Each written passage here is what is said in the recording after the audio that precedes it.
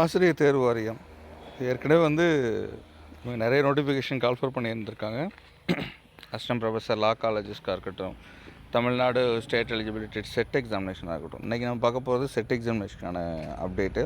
Set எக்ஸாமினேஷனுக்கான மொத்த details பார்த்திங்கன்னா 2024 கால்ஃபர் பண்ணிவிட்டு அதுக்கப்புறம் வந்து மனோன்மணி சுந்தரம் யூனிவர்சிட்டியோட டைப்பில் இருந்ததுனாலையும் அது நிறைய இஷ்யூஸ் மாற்றி போனதுனால தே ஹாவ் ஷிஃப்டட் டு டிஆர்பியை கண்டக்ட் பண்ணுறாங்க அப்படின்னு சொல்லியிருந்தாங்க. அந்த டிஆர்பி கண்டக்ட் பண்ணுறதுல பார்த்திங்கன்னா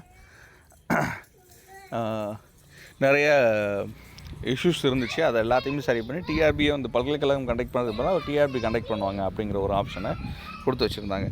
இந்த நியூ ஆப்ஷன் என்ன ஆச்சுன்னா, இது வரைக்கும் பண்ணதுலேயே வந்து பார்த்திங்கன்னா இது வந்து ஒரு புது ஐடென்டிட்டியாக மாற ஆரம்பிக்கிறதுக்கான சூழல் அமைஞ்சிச்சு. ஸோ அதனால் வந்து எக்ஸாம் வந்து மார்ச் 3, 7, 6, 7, 8, 9ங்கிற தேதியில் ஆரம்பித்தாங்க. இதோட படிப்பினை பார்த்திங்கன்னா வரிசையாக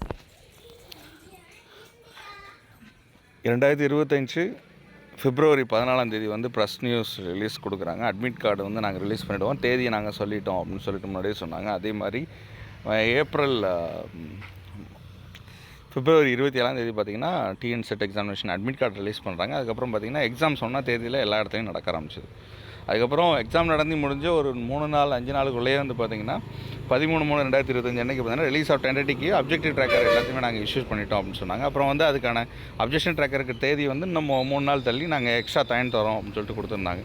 அப்புறம் release of candidate response sheet, tentative ஆன்சருக்கு, அப்ஜெக்ட் ட்ராக்கர் எல்லாத்தையுமே வந்து 20 மார்ச் அப்போ கொடுத்துருந்தாங்க. ஸோ இந்த 3 கட்டத்தையும் பார்த்திங்கன்னா இட் வாஸ் ஒரு டக்குன்னு நடந்ததுனால இப்போ குயிக்காக முடிஞ்சிடும் அப்படின்னு நினச்சாங்க. ஆனால் இப்போ வரைக்கும் ரிசல்ட் வராதுக்கு காரணங்கள் வந்து நிறைய விஷயங்கள் இருந்துச்சு. அதில் முதல் விஷயம் பார்த்திங்கன்னா, அதுக்கப்புறம் பார்த்திங்கன்னா சட்டப்பேரவை நிகழ்ச்சிகள் நிறைய நடக்க ஆரம்பிச்சிச்சு. ஸோ அப்டேட் கொடுக்கணும், அது நிறைய விஷயங்களுக்காகவும் அந்த சட்டப்பேரவை நிகழ்ச்சிக்கெல்லாம் இப்போ ரீசெண்டாக தான் வந்து அதோட நிகழ்ச்சிகள்லாம் முடிய ஆரம்பிச்சிச்சு. ஸோ அந்த நேரத்தில் இதை அப்டேட் கொடுக்க முடியல. அது மட்டும் இல்லாமல் தமிழ் வழி கல்வியில் பயின்றவர்களுக்கு முன்னுரிமை கொடுக்கணும் அப்படின்னு சொல்லிட்டு ஒரு பரவலாக ஒரு விஷயங்கள் பேசப்பட்டது. தமிழ் வழி கல்விக்கும் வந்து டிஎன் செட்டுக்கும் வந்து எதுவும் முன்னுரிமை கொடுக்கலாமா அப்படின்னு பார்த்தீங்கன்னா, அதுக்கு தமிழ் வழி கல்வியில் படித்தவங்களுக்கான அரசாணை ஏற்கனவே நம்மகிட்ட இருக்குது. அந்த ரிலேட்டில் இது எப்படி இருக்குன்னு பார்க்கணும்னு பார்த்தோன்னா, அரசாணை எண் 01 மனிதவள மேலாண்மைத்துறை பொது பணிகள் 2010 தமிழ்நாடு தமிழ் வழியில் பயின்றவர்களுக்கு அரசின் கீழ் வரும் பணிகளில் முன்னுரிமை அடிப்படையில் பணி நியமனம் செய்தல் மற்றும் வழிகாட்டு நெறிமுறைகள், மூடப்பட்ட கல்லூரி தமிழ் வழியில் பயின்றதுக்கான சான்றிதழ் பெறுதல் நெறிமுறைகள் வெளியிடப்படுகின்றன அப்படின்னு சொல்லிட்டு 2/1/2024 அன்னைக்கு வந்து இதை வெளியிட்டிருந்தாங்க. இதன் அடிப்படையில் பார்த்திங்கன்னா 2010 தமிழ்நாடு தமிழ் வழியில் கல்வி பயின்றவர்களுக்கு அரசின் கீழ் வரும் பணிகளில் முன்னுரிமை அடிப்படையில் பணி நியமனம் செய்கிறதுக்கும், 2020 தமிழ்நாடு தமிழ் வழி கல்வி பயின்றவர்களுக்கு அரசின் கீழ் வரும் பணிகளில் முன்னுரிமை அடிப்படையில் பணி நியமனம் செய்கிறதுக்கும் திருத்த சட்டமும் சொல்லியிருந்தாங்க. இப்போ மேலே படிக்கப்பட்ட இந்த சட்டத்தில் பார்த்திங்கன்னா, தமிழ்நாடு அரசு பணி நியமனங்களில் தமிழ் வழியில் பயின்றவர்களுக்கு தமிழ் வழியில் பயின்றவர்களுக்கு தமிழ்நாட்டில் அதுக்கு முன்னுரிமை அளிக்கும் வகையில் 2010 தமிழ்நாடு தமிழ் வழி பயின்றவர்களுக்கு அரசின் கீழ் பணிகளில் முன்னுரிமை அடிப்படையில் பணி நியமனம் செய்தல் சட்டம் இயற்றப்பட்டது. நேரடி நியமனத்துக்கான பாலி பணியிடங்களில் 20 விழுக்காடு பணியிடங்களை தமிழ் வழியில் பயின்றவர்களுக்கு முன்னுரிமை அடிப்படையில் செய்வதற்கு இச்சட்டத்தில் வழிவகை செய்யப்பட்டது. அதுமாதிரி 2வது படித்தது 2020 பார்த்திங்கன்னா, தமிழ் கல்வியில் பயின்றவங்க எல்லாரும் பார்த்திங்கன்னா கீழ்வரும் பணிகளும் முன்னுரிமை அடிப்படை செய்தல். ஃபார் எக்ஸாம்பிள், நேரடி நியமனம் முறையிருக்காகவும் மற்றும் கல்வித்தொகை வரை தமிழில் பயின்றவர்களுக்கு மட்டுமே மேல் குறிப்பிட்ட 20 விழுக்காடு சர்வீட்டு முன்னிலையில் அவங்க வந்து பெறப்படுவார்கள். அதில் என்னென்ன தகுதிகள் அப்படின்னா, வரையறுக்கப்பட்ட கல்வி தகுதியானது 10ஆம் வகுப்புக்கு மதிப்பெண். 10ஆம் இப்போ வந்து குவாலிஃபிகேஷனே 10ஆம் வகுப்பு அப்படின்னா 10ஆம் வகுப்பு வரை தமிழ் வழி கல்வியில் தான் அவங்க படிச்சிருக்கணும். அதே மாதிரி 12ஆம் வகுப்பு வரையறுக்கப்பட்டது 12th அப்படின்னா 10th 12th வகுப்பு வரைக்கும் தமிழ் வழி கல்வி தான் படிச்சிருக்கணும். வரையறுக்கப்பட்ட கல்வி தகுந்தது இப்போ வந்து பட்டய படிப்பு, அதாவது டிப்ளமோ இருந்துச்சுன்னா 10th டிப்ளமோ எல்லாமே வந்து தமிழ் வழி இருக்கணும். இல்லைன்னா மேல் வகுப்புக்கு பட்டய படிப்பினை முடிச்சிருந்தாங்கன்னா 10th 12th பட்டய படிப்பு இது எல்லாமே தமிழ் வழியில் படிச்சிருக்கணும். அதே மாதிரி வரையறுக்கப்பட்ட கல்வி தகுதியானது பட்ட படிப்பாக இருந்துச்சுன்னா 10th இருந்துச்சுன்னா மேல்நிலை வகுப்பு, அதாவது 10th 12th பட்டய படிப்பு டிப்ளமோ வரைக்குமே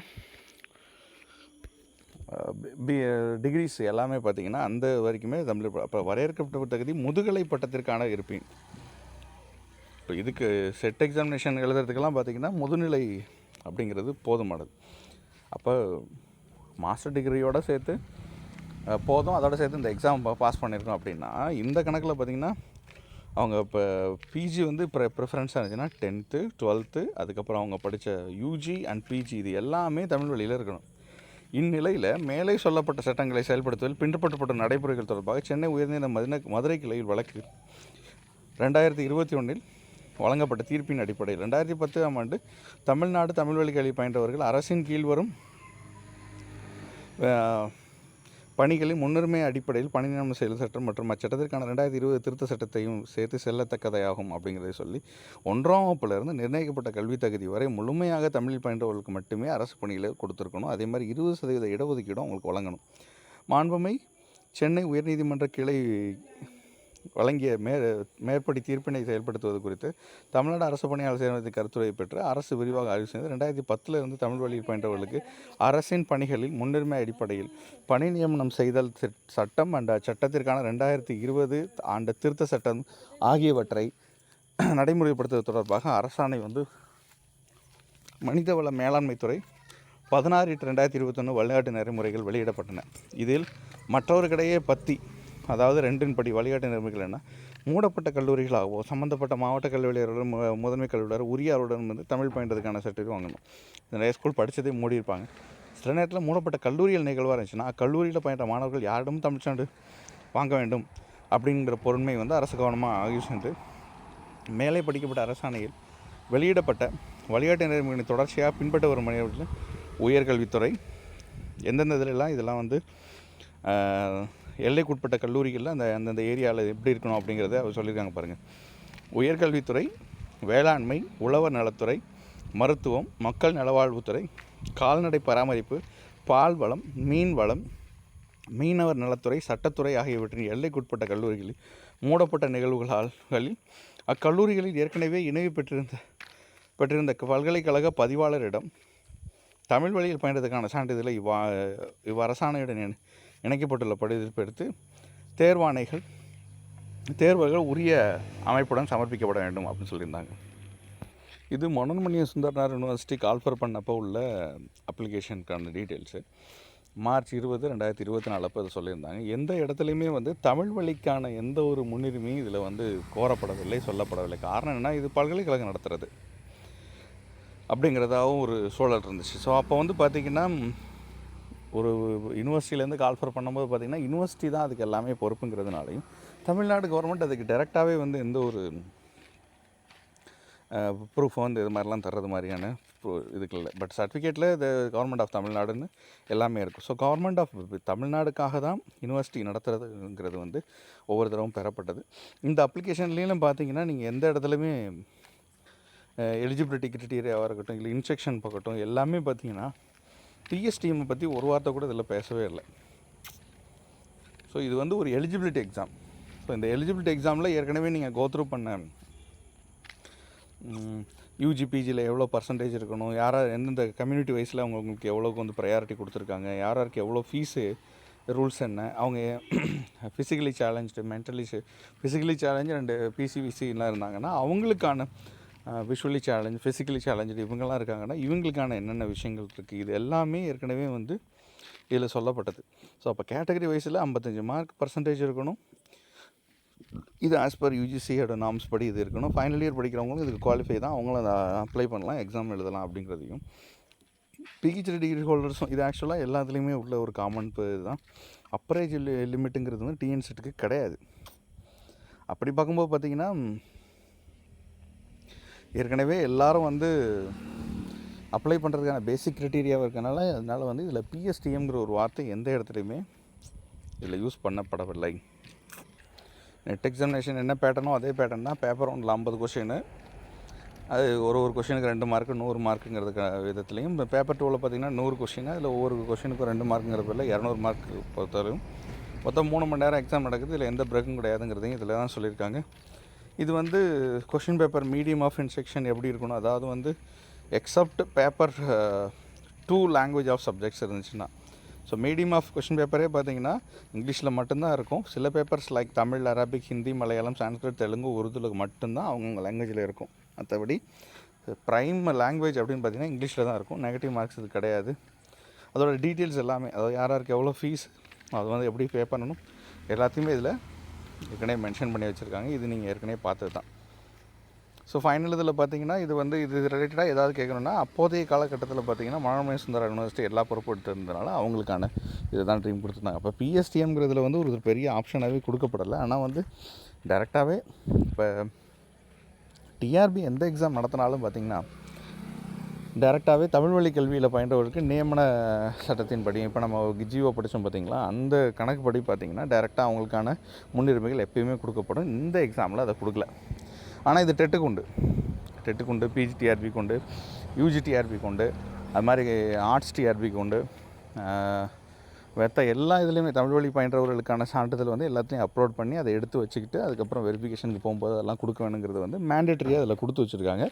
ஸோ இதுதான் வந்து இதோட ப்ரைம் கான்செப்ட். ஸோ அதனால் வந்து இதை இவங்கள்படி பார்த்திங்கன்னா அவங்க கேட்குறது நியாயம்னா எல்லா டிஆர்பி எக்ஸாமுக்கும் இதை நீங்கள் தமிழ் வழி கல்வியில் உள்ளதை கேட்டுக்கிட்டு இருக்கீங்க, அதனால் இதையும் நீங்கள் பண்ணி வச்சுக்க வேண்டியதானே அப்படிங்கிறத கேட்குறாங்க. ஆனால் இந்த எக்ஸாமுங்கிறது பார்த்திங்கன்னா ஆக்சுவலாக கால்ஃபர் பண்ணது மனோன்மணியம் சுந்தரம் யூனிவர்சிட்டி. அது வந்து கடைசியில் கிராஸாக இங்கே மாறும்போது பார்த்திங்கன்னா டிஆர்பிக்கு அது வந்திருக்கு. ஸோ அதனால் வந்து இதுக்கு யார் பொறுப்பேற்றுக்குவாங்க அப்படிங்கிறது வந்து இது வரைக்கும் சொல்லப்படலை. இது ஒரு செய்தியாகவும் வந்து செட் எக்ஸாமினேஷனுக்கு வந்து இது கூட ஒரு இடையூறாக இருக்கலாம் அப்படிங்கிறத வந்து வெளியில் சொல்லிகிட்டு இருந்தாங்க. ஸோ அதுவும் வந்து இருக்குமா அப்படின்னு செக் பண்ணி பார்த்தா தமிழ் வழி கல்வியில் பயின்றவங்களுக்கு மற்ற எக்ஸாமுக்கெல்லாம் இதில் வந்து ப்ரையாரிட்டி கேட்டிருக்கிறாங்க, இதுக்கு கேட்கலை அப்படிங்கிறது தான் இதற்கான உண்மை நிலவரம். ஸோ அதனால் செட் எக்ஸாமினேஷனுக்கான தேர்வுக்கான முடிவுகள் அப்படிங்கிறது பார்த்திங்கன்னா இன்னும் ஒரு வாரம் இல்லை 2 வாரத்துக்குள்ளே வர்றதுக்கு வாய்ப்பு இருக்குது. இது இந்த கேப்பில் இப்போ ரீசெண்டாக வந்து அண்ணாமலை யூனிவர்சிட்டி டைரக்ட் ரெக்ரூட்மெண்ட்டுக்கான எக்ஸாம் வந்து டிஆர்பி நடத்தி முடிச்சிருக்கு. அது மாதிரி வர May 11 பார்த்திங்கன்னா டிஆர்பி வந்து ஆர்ட்ஸ் காலேஜ் டிஆர்பிக்கான, அதாவது லா காலேஜ் டிஆர்பிக்கான எக்ஸாமுக்கான அப்டேட்டை வந்து அவங்க கொடுத்துருக்காங்க. அன்றைக்கி தான் அவங்க எக்ஸாமும் நடத்துகிறதாகவும் ஏற்கனவே சொல்லியிருக்காங்க. அதையும் நம்ம சொல்லியிருக்கோம். இன்றைக்கி May 6. அதே மாதிரி பார்த்திங்கன்னா இந்த கன்ஸ்ட்ரக்ஷனில் May 11 வந்து லா காலேஜ் டிஆர்பி வந்து எக்ஸாம் நடத்தப்படும் அப்படிங்கிறத சொல்லியிருக்காங்க. ஸோ டென்டேட்டிவாக டேட் வந்து 11/5/2025 அன்றைக்கி எக்ஸாம் நடக்கும் அப்படிங்கிறது வந்து டைரக்ட் ரெக்ரூட்மெண்ட் லா காலேஜ் டிஆர்பிக்கு கொடுத்துட்ருக்காங்க. அது மாதிரி வந்து recruitment of post Tamil Nadu college education service arts காலேஜுக்கும் ஏற்கனவே கால்ஃபர் பண்ணியிருக்காங்க. ஆனால் அது வந்து இன்ன வரைக்கும் வந்து ஒரு டென்டேட்டிவ் டேட்னு சொல்லிட்டு அது சொல்லப்படாமையே அந்த டேட்டே அது இருந்துக்கிட்டே இருக்குது.